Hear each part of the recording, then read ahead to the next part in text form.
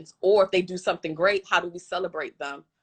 Yeah. You know, so you have to make sure we keep people involved, we keep people doing the purpose. What is the purpose? Next, caring, you know, empathy, being empathetic, showing, doing service for others, caring about the next person, you know, possible situation, anything like that. That is so important. I think we lack that a lot in the world today, right now. Very. With everything that is going on, I feel like that right there, that should be number one. Your purpose, and then care about folk. That those two should definitely be the top two. And then next, the celebrative part. You know, we must celebrate. You know, we must practice the rituals, our rituals. Whether it's the institution you represent, you know, have certain traditions, or just your heritage, where you're from, and then celebrate change. You know, things are getting better. We're witnessing monuments being removed right now. You know, those are things that we should celebrate. So the principles I just listed: purposeful, open, just, discipline, caring, and celebrative.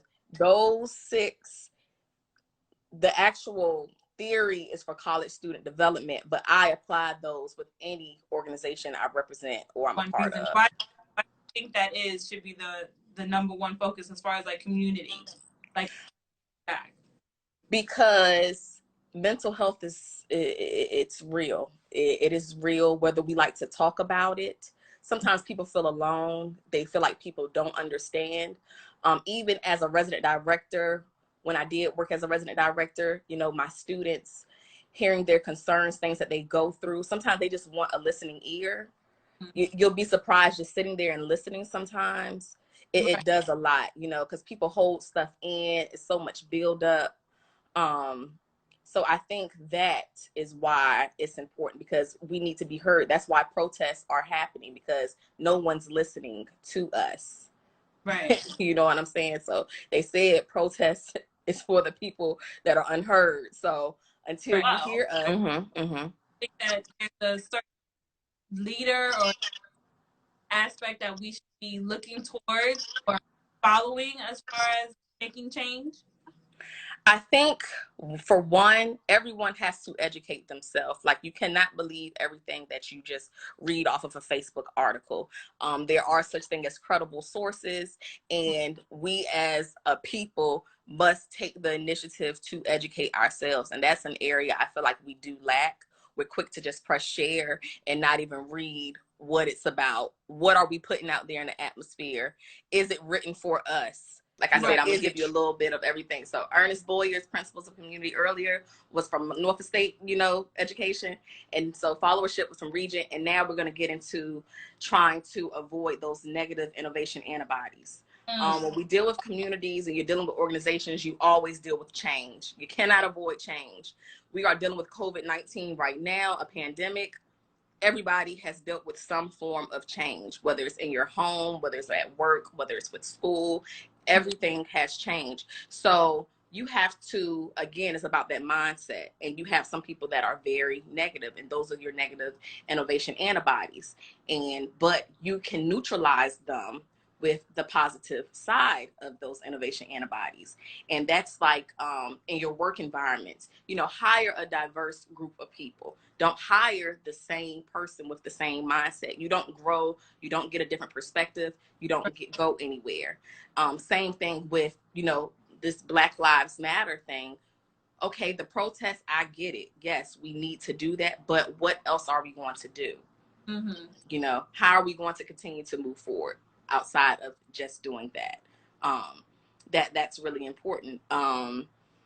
Knowing your core values in the organization, that is important. And whatever changes you're going to bring to the organization, make sure it still sticks to your values. So that way people are on the same page. It's not too much of a big transition, or it doesn't make sense. You cause stress, frustration, confusion, because people are thinking they're a part of one thing, and now you're trying to bring in something totally different, and it doesn't align with the values. So again, that just goes with the foundation of your organization. Also, being transparent and honest. Building that culture for people to be able to express themselves, express their thoughts and their ideas.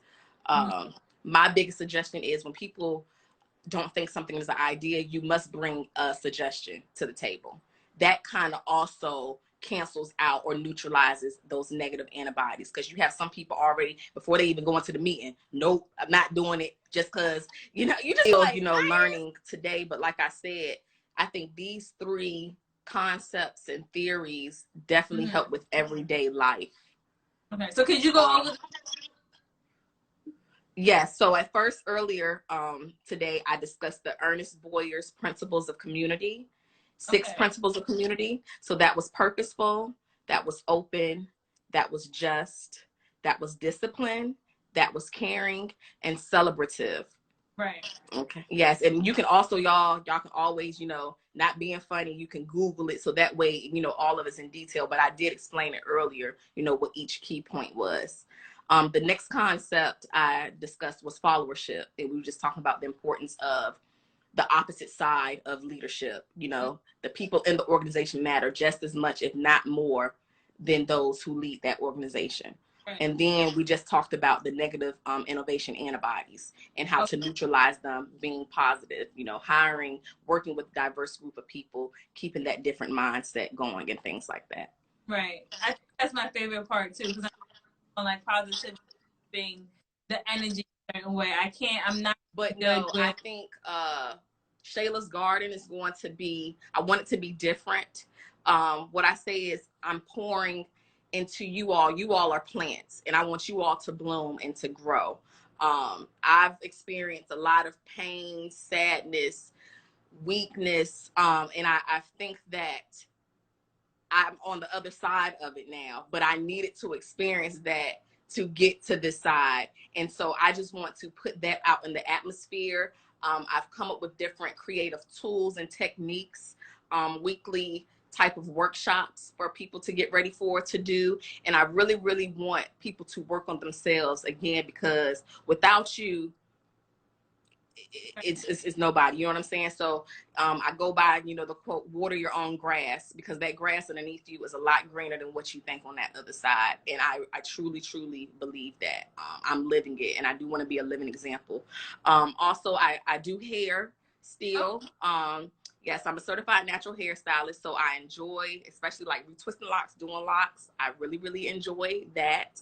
I just accepted a position as a social studies 8th grade teacher in Washington, D.C. Oh, so yes, so talking about innovation and organizations, we're trying to see how we're going to teach this upcoming year. Right. We're in the works now, doing all the Zoom meetings, the lesson planning. So I've been working really hard on that. But my number one role of them all is being a mother, hands down.